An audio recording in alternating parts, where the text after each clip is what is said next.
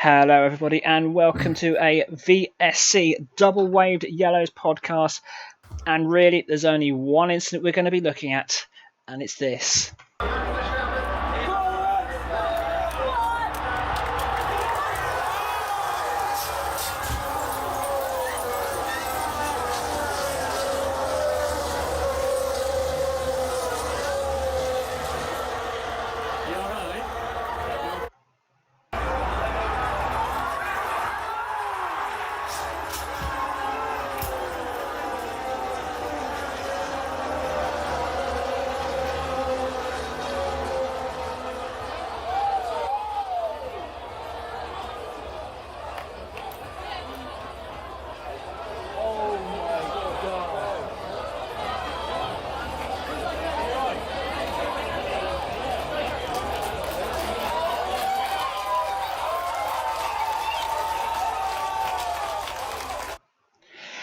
Yes, the major talking point from the British Grand Prix a couple of weekends back, the incident between Lewis Hamilton and Max Verstappen on the opening lap. So, coming up today, we're going to look at what happened.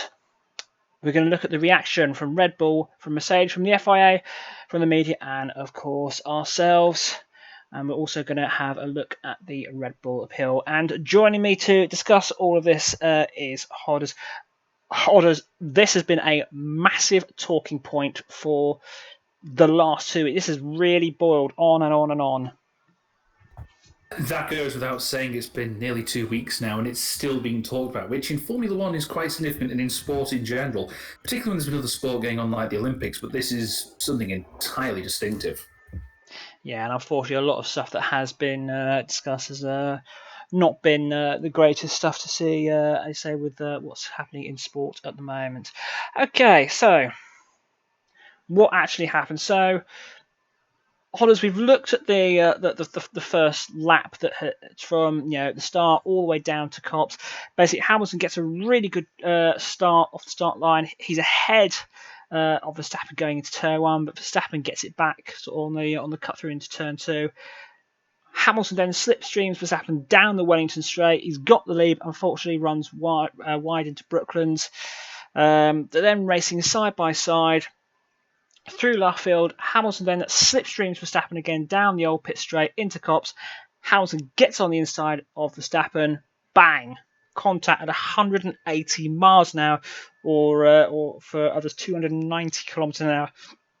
It's a huge crash, as we've seen in the footage. It really is, and I'll be quite honest. I mean, I'm a pretty headstrong person, normally, but it never gets any easier watching that over and over again. I mean, you feel it for one thing with the amount of impact, and it's still scary stuff to see. I mean, we were shocked when we were watching it live, as we still are now.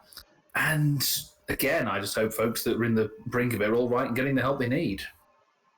Yeah, I mean, we haven't heard anything, we haven't seen anything that any of the spectators down at Copse were hurt. I think it was just all that gravel that was flying towards them. But yeah, they all appear to be okay, which is great to see, great to hear it as well.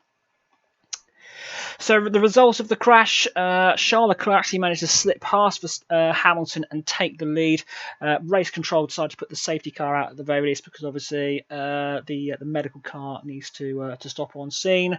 And obviously Dr. Ian Roberts then clearly indicating that the red flag is required, as obviously Verstappen needs medical attention, and quite clearly, as we saw afterwards, the tyre barrier was damaged.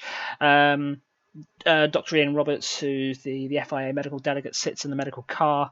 He actually said he came round the corner coming onto the old start, and he just saw dust everywhere. He thought he was looking at a rollover situation, so he was quite surprised to see what had happened. Obviously, Verstappen taken to hospital because he's triggered the relevant sensors on the car, which indicate if it goes above a certain amount, you have to be medically checked.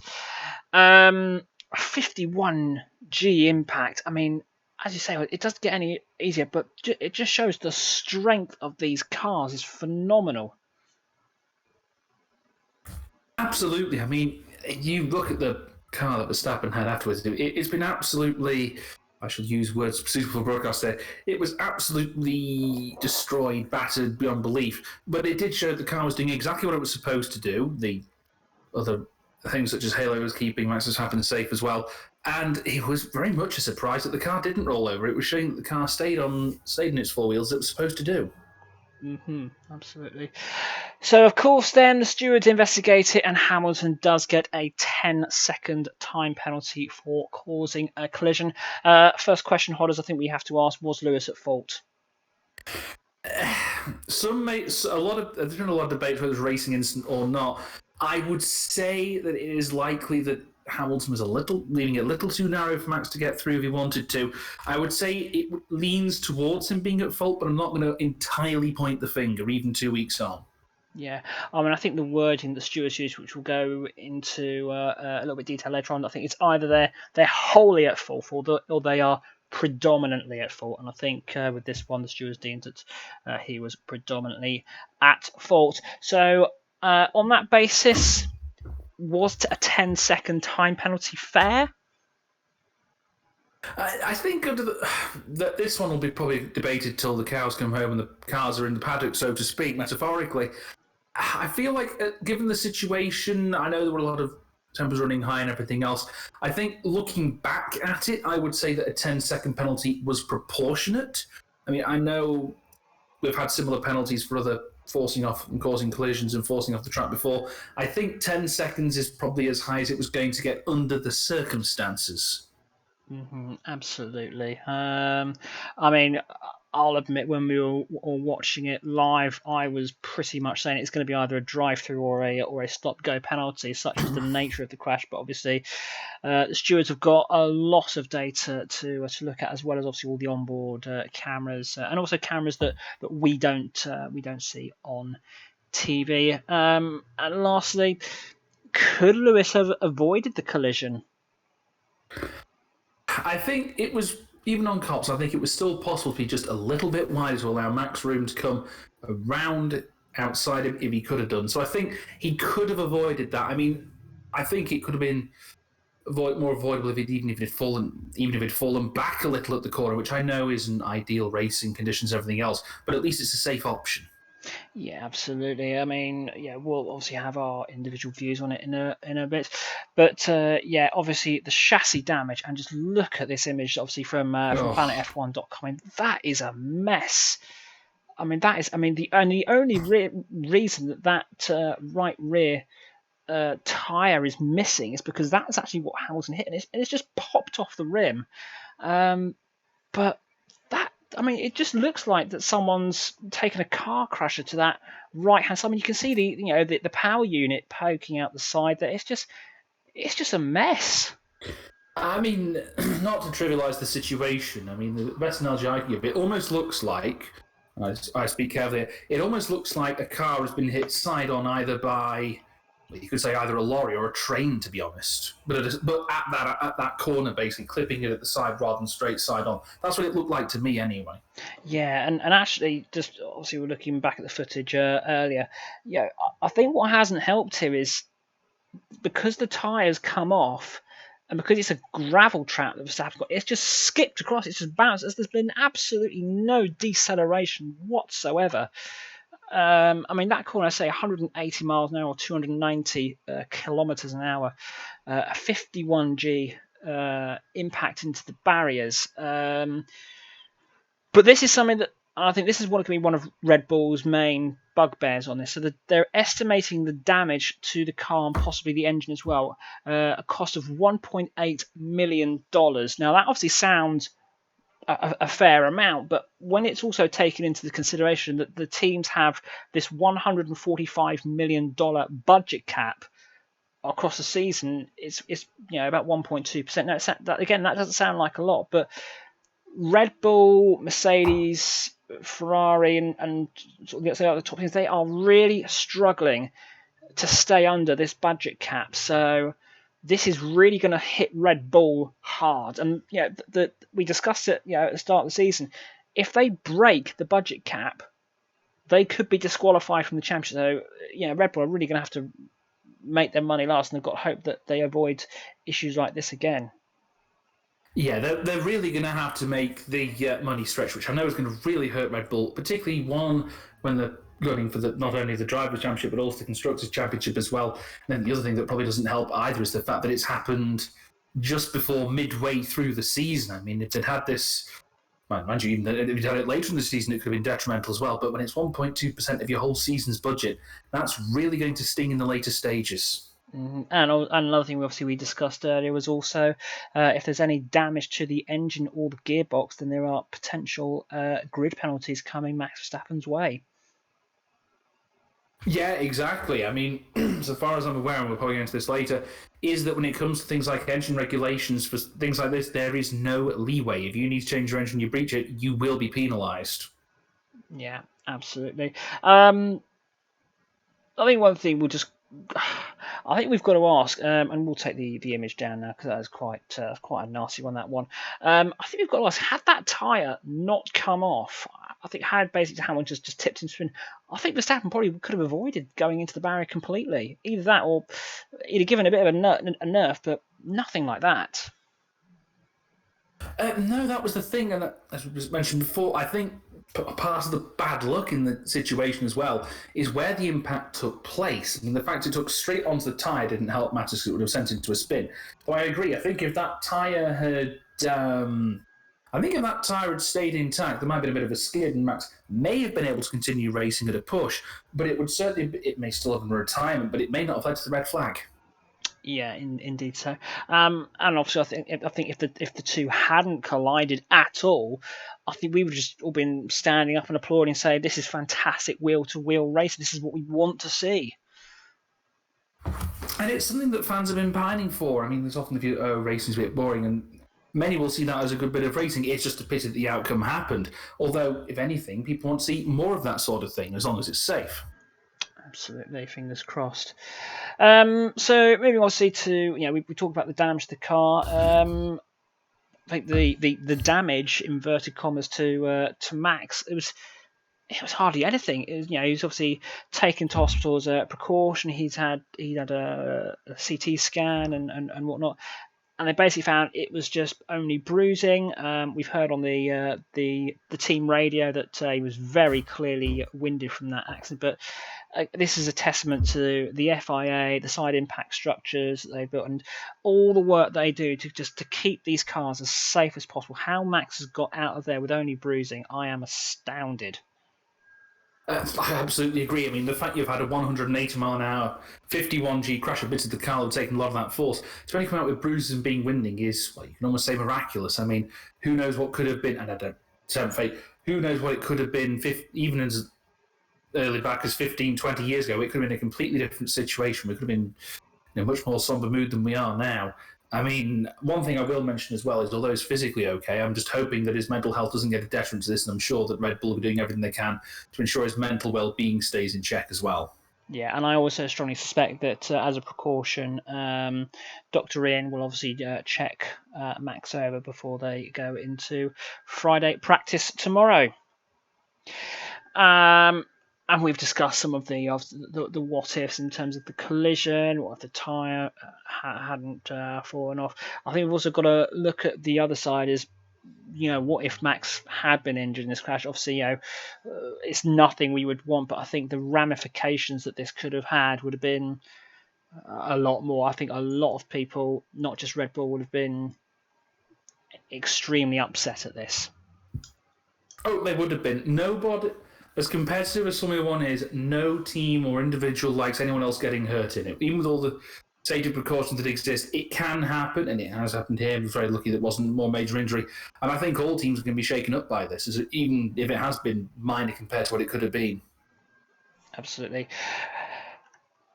Right, so moving on to the reaction, I think the first parties that we have to look at are the teams involved, Red Bull and Mercedes. We'll look at Red Bull first. Red Bull, as soon as it happened, they were incensed by it. We've had the owner of Red Bull Racing, Dr. Helmut Marko. He's been screaming for the rooftops for a disqualification, a ban.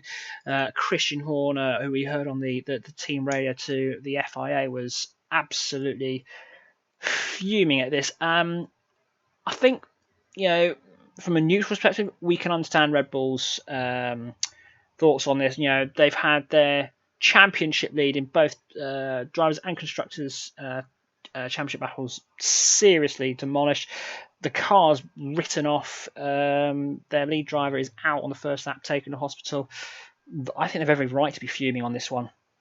I think they have every right to be aggrieved in all the reasons you've explained, not just, the fact that their driver's been taken out and the lead has been cut from 30-odd points down to, I believe it's 8 or 7 now. And obviously they can be a bit annoyed because they may even be asking themselves, what next? What more could happen? There's still over a dozen races left in the season. It does beg the question, what next and what now?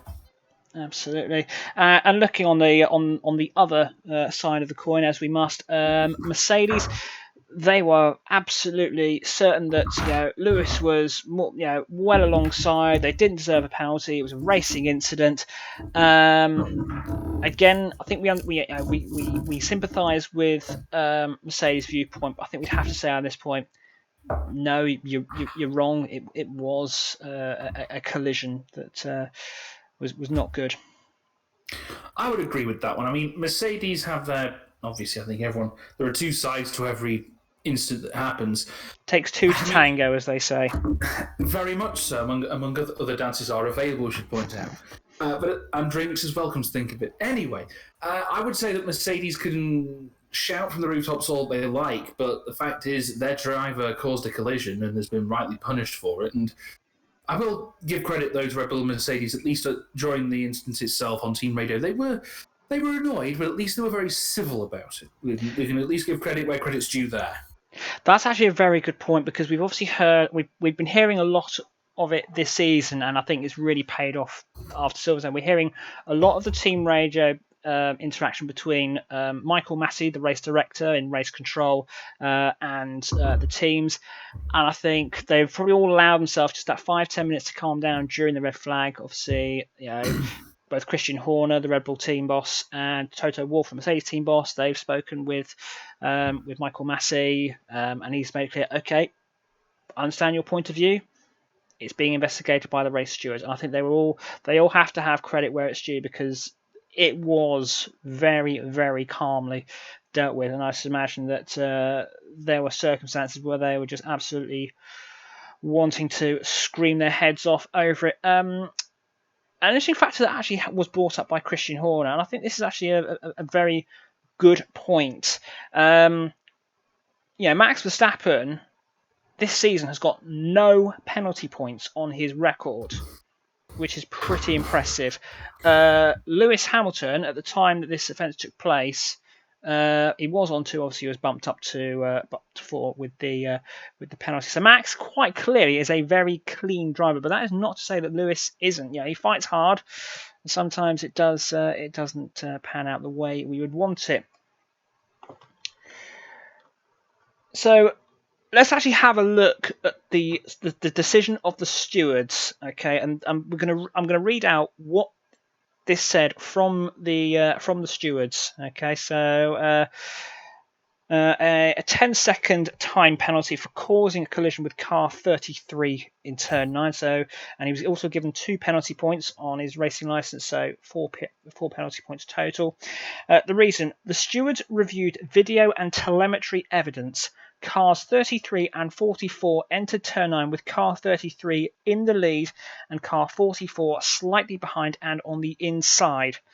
Car 44 was on a line that did not reach the apex of the corner with room available to the inside.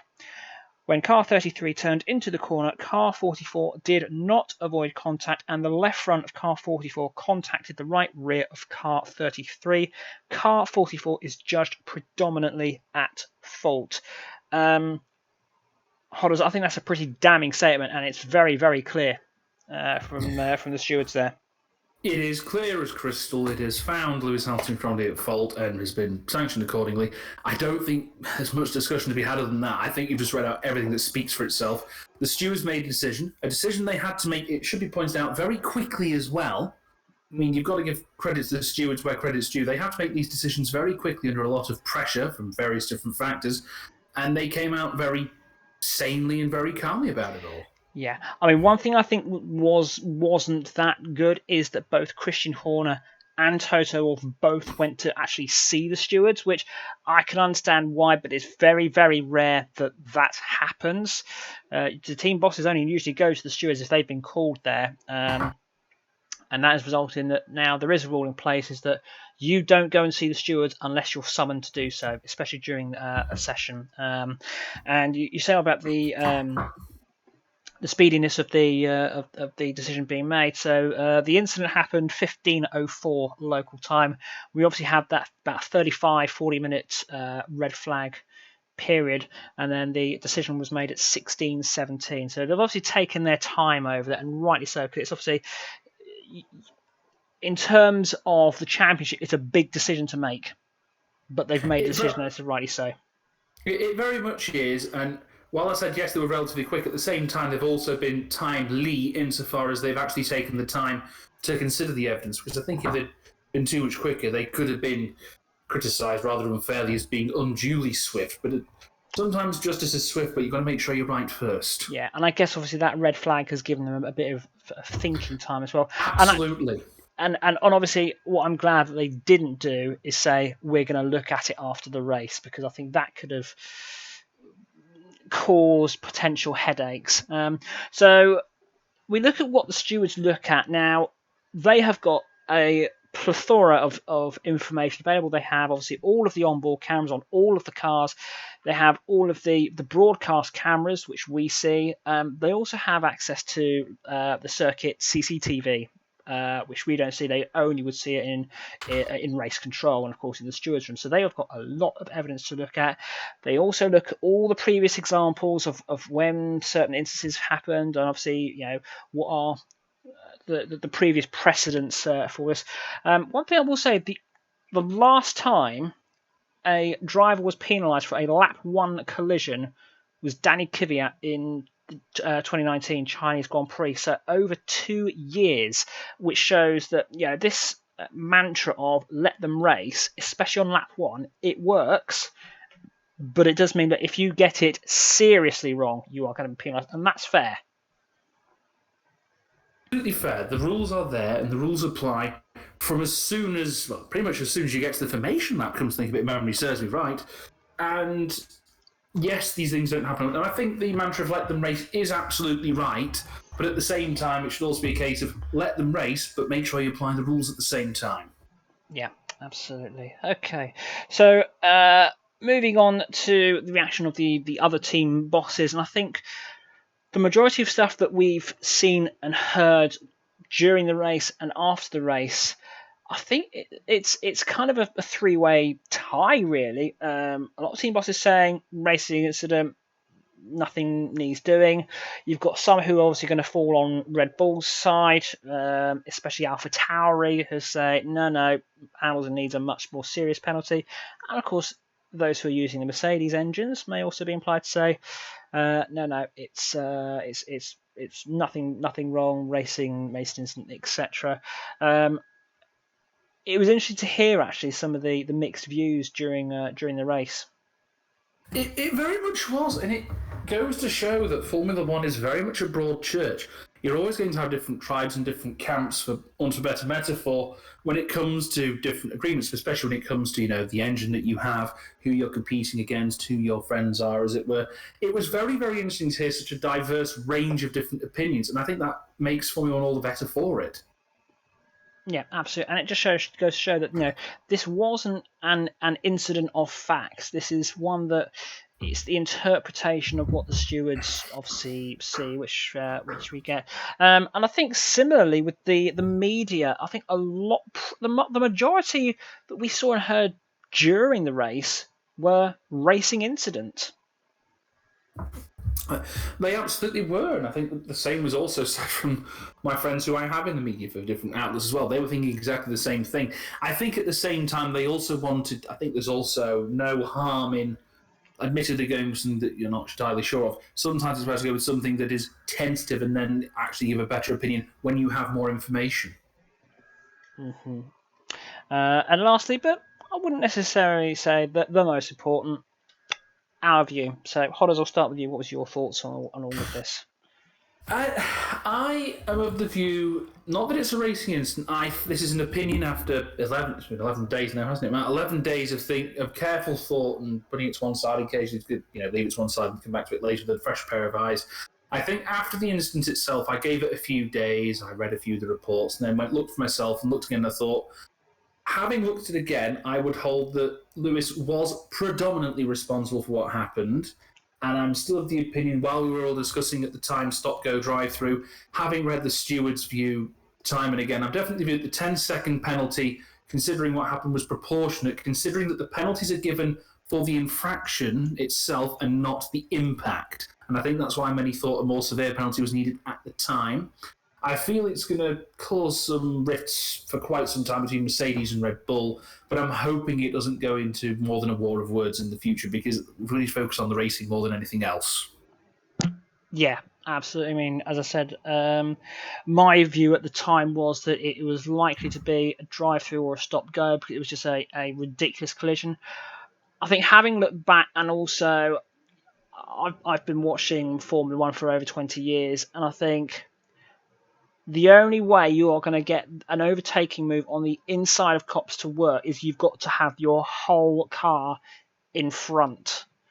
I think if you've got a guy going on the left hand side going into cops, you let him go, because your angle means you are going to wash out onto the outside, on the outside of the corners, on the exit, and that's where the driver on the left hand side would immediately be. I think the 10-second penalty is absolutely the right decision because for someone of Lewis Hamilton's experience, I'm very surprised that he tried that move.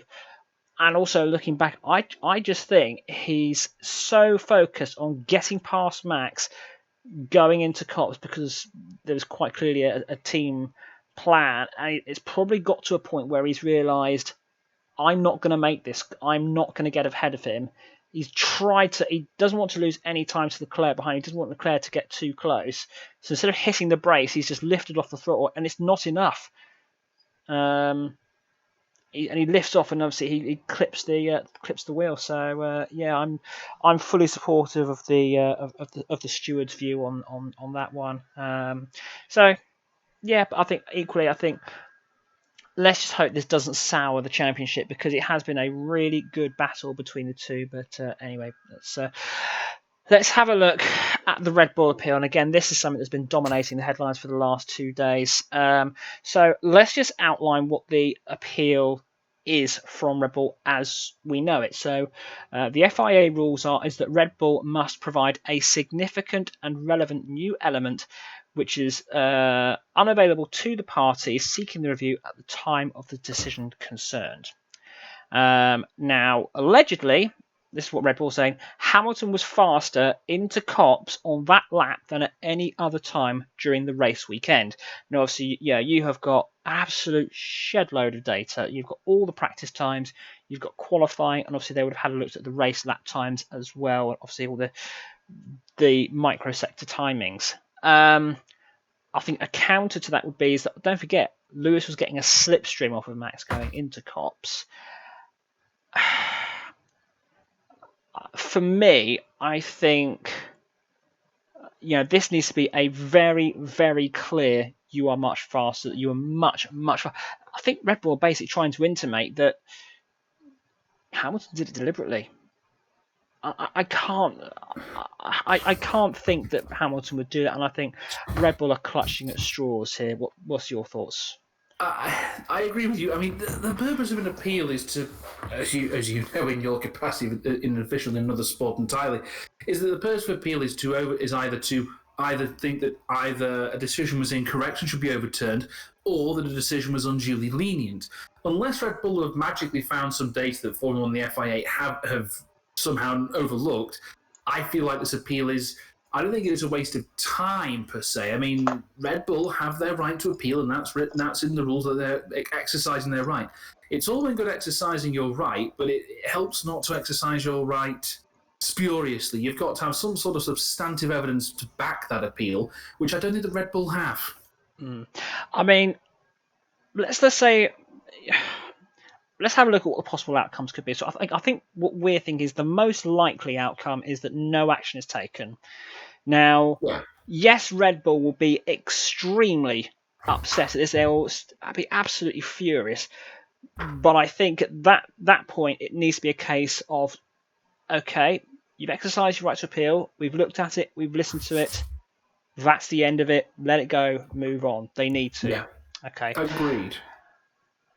The three other outcomes which I can see happening if it is decided the stewards were unduly lenient and it basically the sanction needs to be increased.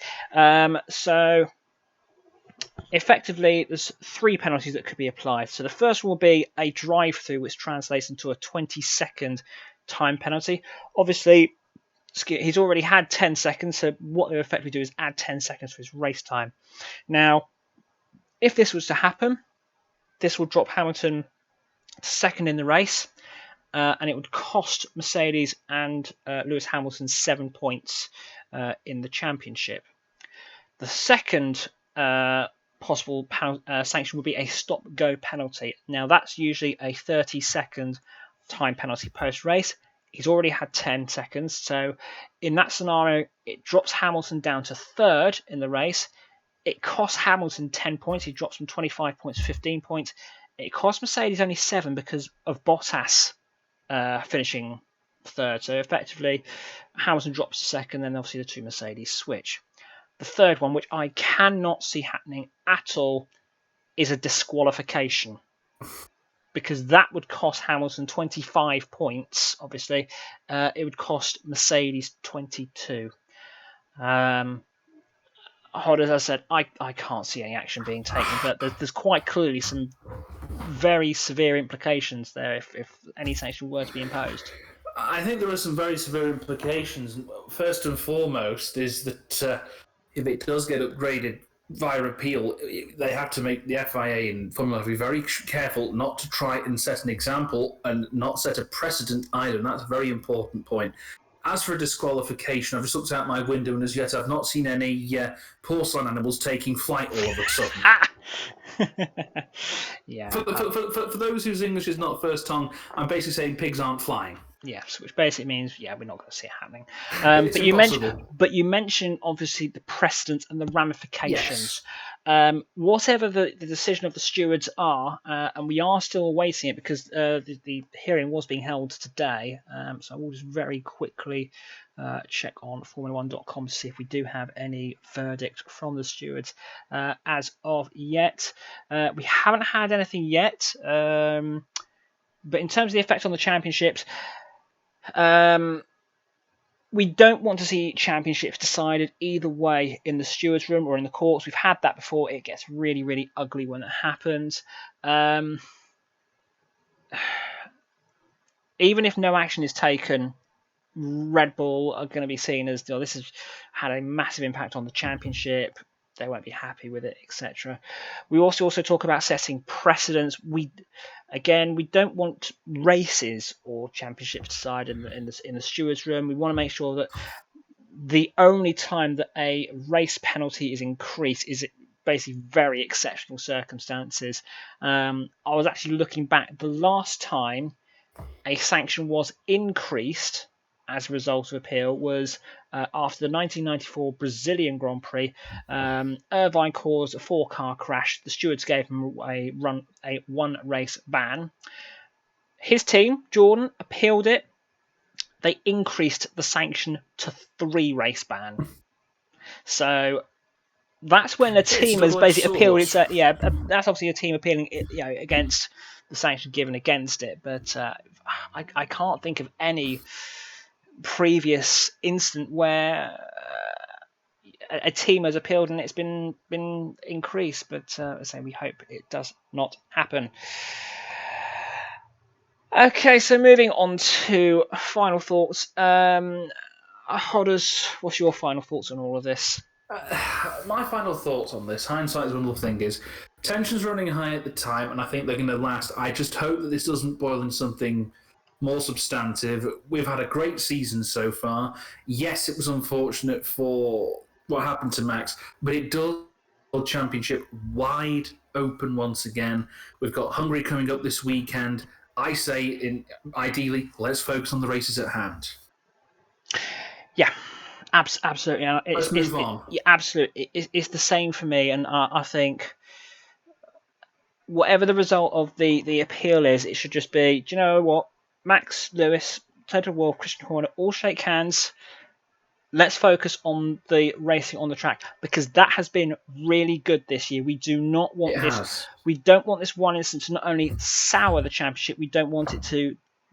We don't want it to. When we're looking back in 20 years' time, we don't want to look and think that's decided the championship. We don't want that. So yeah. Hodders, thanks very much for your time, for coming and making your contributions. It has been something that's been rather passionately talked about all over the world, but hopefully when the cars take to the track tomorrow for the Hungarian Grand Prix practice sessions, it will all have been forgotten. So coming up soon, next Friday we will have the Hungarian Grand Prix podcast. Myself, Hodders, and hopefully Tyson will join me to discuss all the action in Budapest.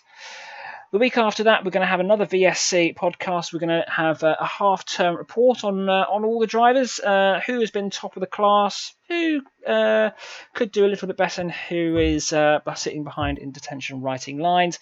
And then the week after that, we've got another VSC podcast where we will look at the Max versus Lewis championship battle at the halfway point of the season. Thanks everyone for listening. As always, don't forget to like, subscribe, and leave us a comment. My thanks to the two individuals who allowed us to use their video footage. You are credited, and I say, hope you're all okay and you all enjoyed the British Grand Prix from where you were sat. From Hodders and of course myself, Matt. Thanks for listening. Be good, and if you can't be good, be safe. Enjoy the Hungarian Grand Prix this weekend, and take care. Goodbye.